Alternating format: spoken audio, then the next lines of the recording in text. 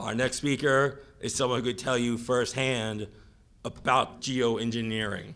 Her name is Kristen Meghan, and it's taken her a lot of guts to come here and speak what she has to say, so give her a big hand.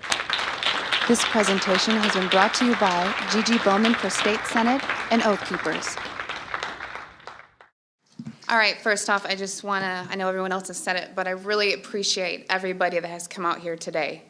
It's not just showing up and supporting an event, it's actually listening to those of us who are here to share a message. So, as it was presented to you, I'm here to speak to you about geoengineering.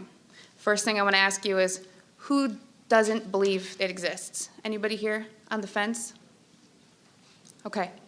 Well, hopefully when you leave here today, you don't just believe it, you share the information that I'm going to share with you, and you get more people on board to stop this unethical crime.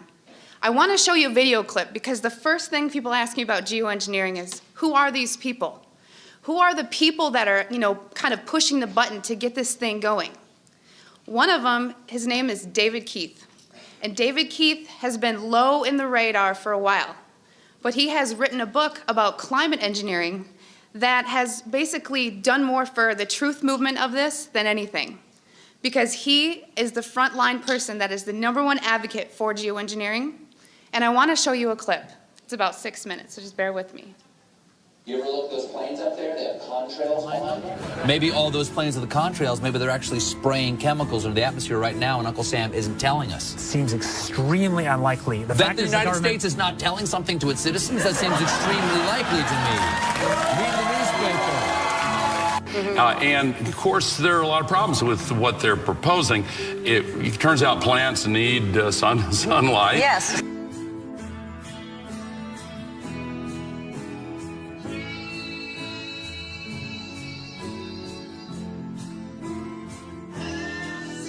Have you gotten some grief for suggesting this? Sure. I mean, this is like writing a book as the case for leprosy. Well, first of all, let me ask you this question, because there's a rumor, I don't know if this is true or not, that some scientists are trying to figure out a way to block the sun to try to slow down global warming.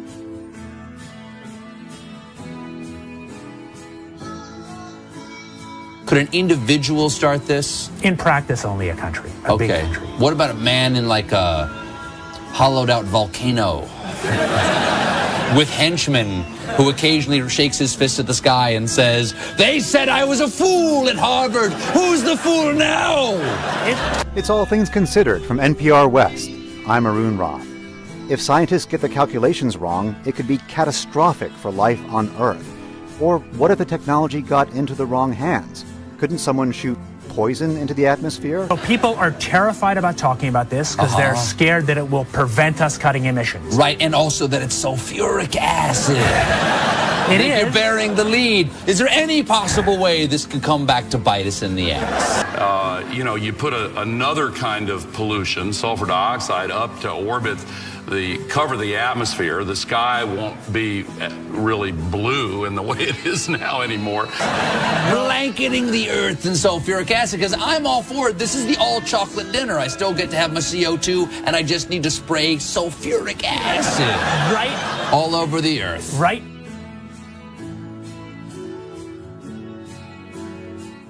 But we put 50 million tons of sulfuric acid in the air now as pollution, and it kills 1 million people a year worldwide. Okay, and that's good or bad? It's terrible. But it'll be better if we put more in. So if it kills 1 million people and we're only doing 1% more, we're just killing 10,000 more people. You can do math. So killing people is not the objective here. Killing people, not the objective. I just wanted to be clear. Because some very mainstream scientists are saying that the climate change situation is so bad that saving life as we know it might require something radical, like shooting chemicals into the stratosphere to reflect sunlight.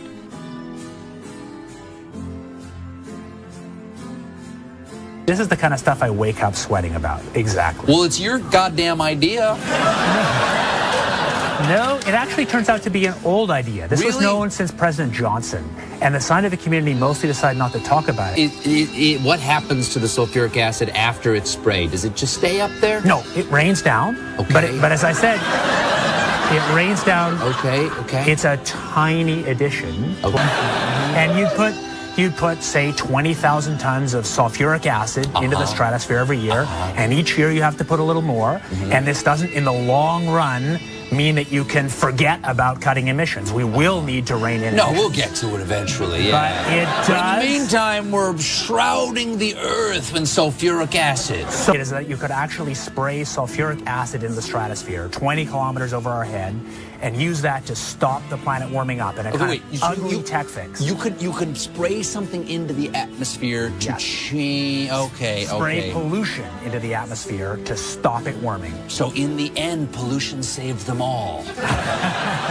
We owe pollution. We owe acid rain an apology, is what you're saying. It would be a totally imperfect technical fix. Okay. It would have risks. It wouldn't get us out of the long-run need to stop polluting, but it might actually save people and be useful.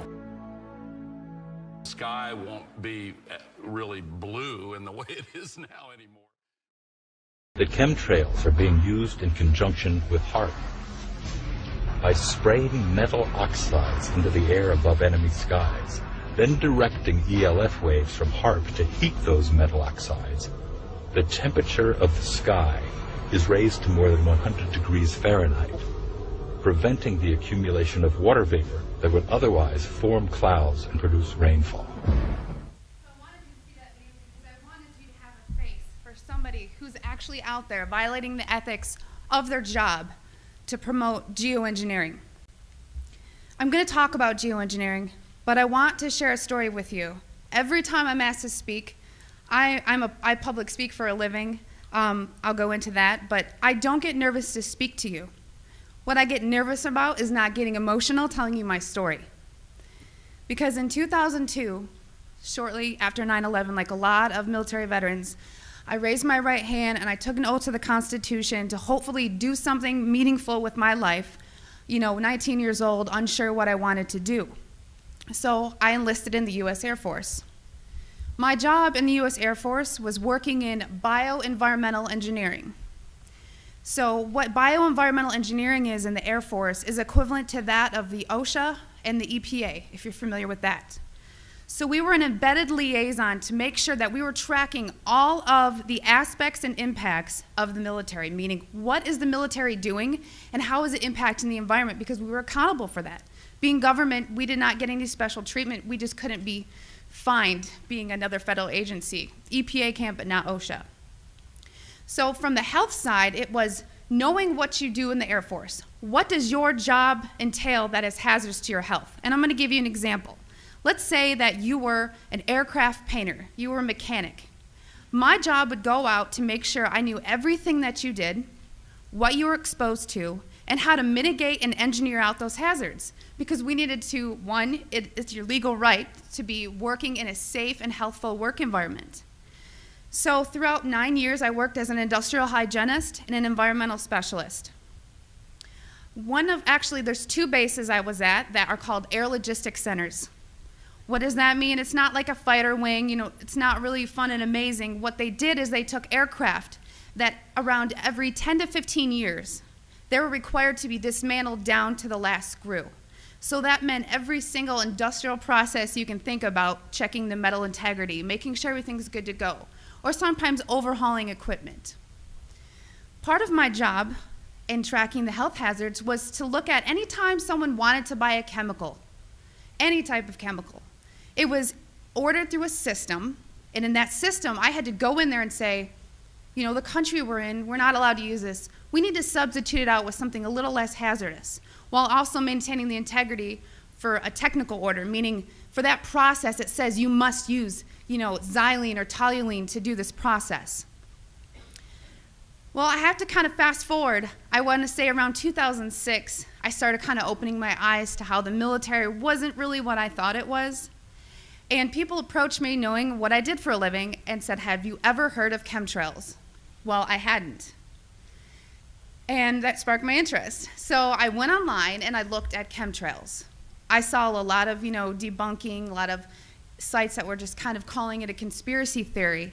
And I thought, well, geez, this is what I do for a living. Preventive health, making sure that people are not getting sick, especially in the workplace, and by things that we're doing that can affect, human health in the environment. To summarize it, in an attempt to debunk this conspiracy theory as I thought it was, I didn't debunk it. It literally changed my life. Like I said, this is hard for me because it's not easy standing here and telling my story. One day I was going through that computer system, which if you want to look it up, it's called an Air Force Form 3952. It is the approval of hazardous materials. I was finding tons and tons of large quantities of aluminum, barium, strontium in the forms of oxides and sulfates.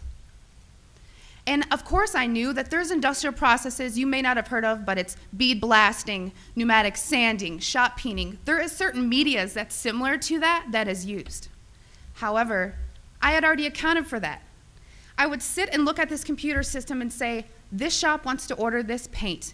I'm going to tie it to a task. We had to know what was being used, why it was being used, tracking it cradle to grave on how we were going to dispose of it to be compliant with OSHA and the EPA.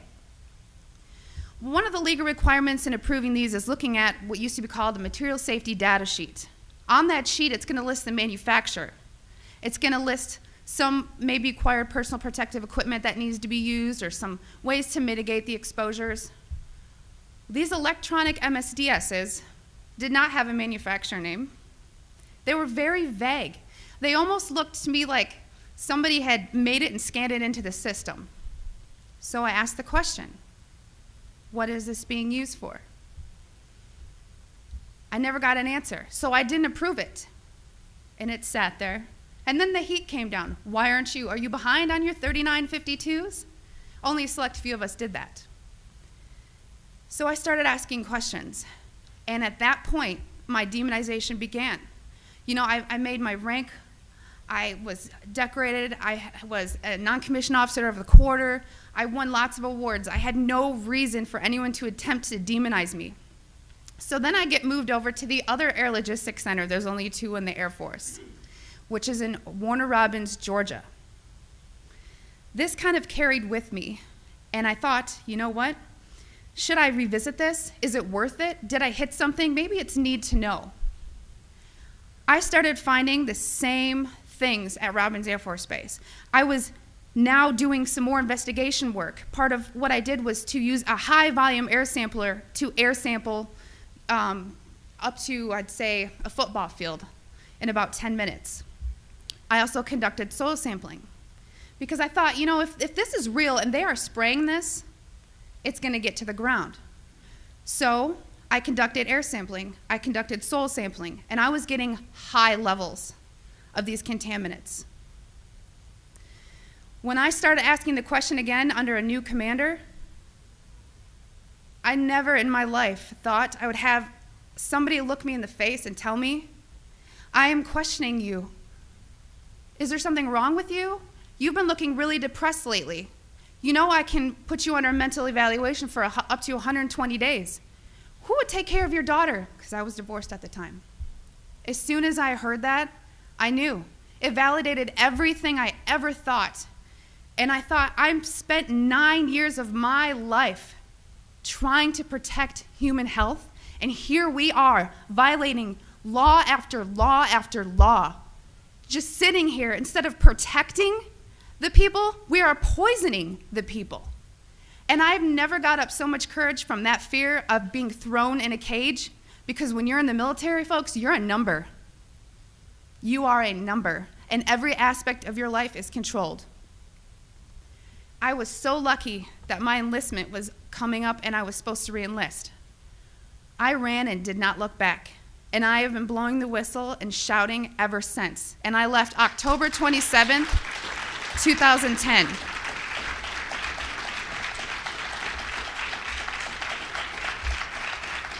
Thank you.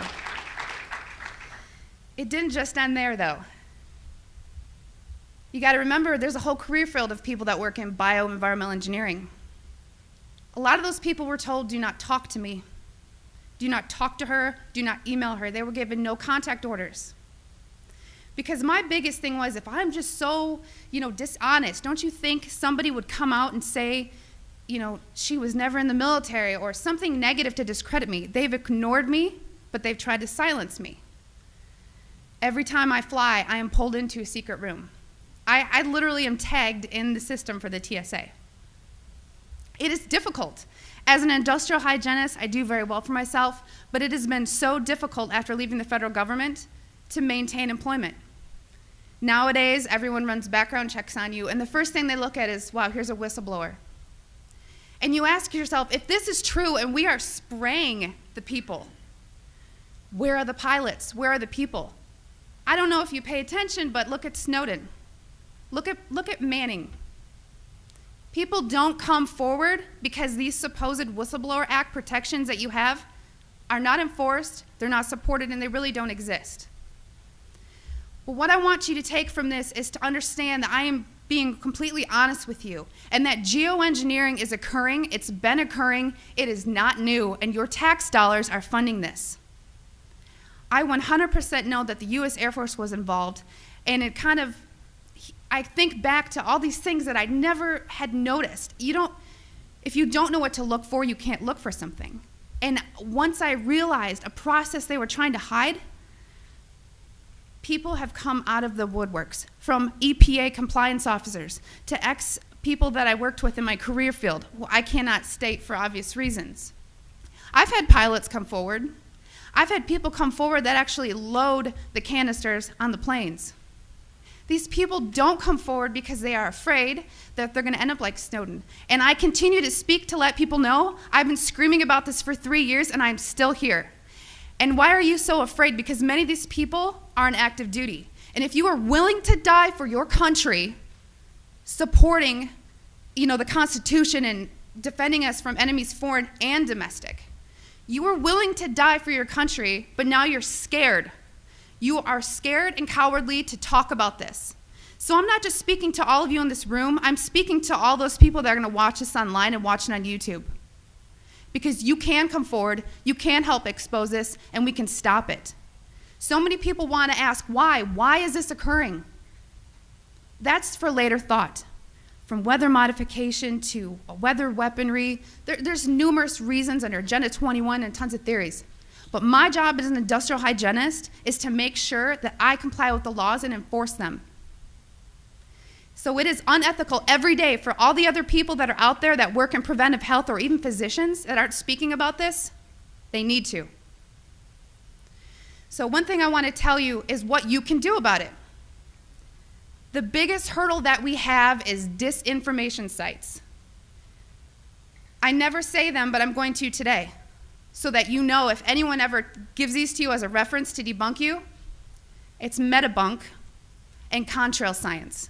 Those are two websites that are ran by a government shill named Mick West. And he is a computer gaming programmer who tries to tell you about persistent contrails.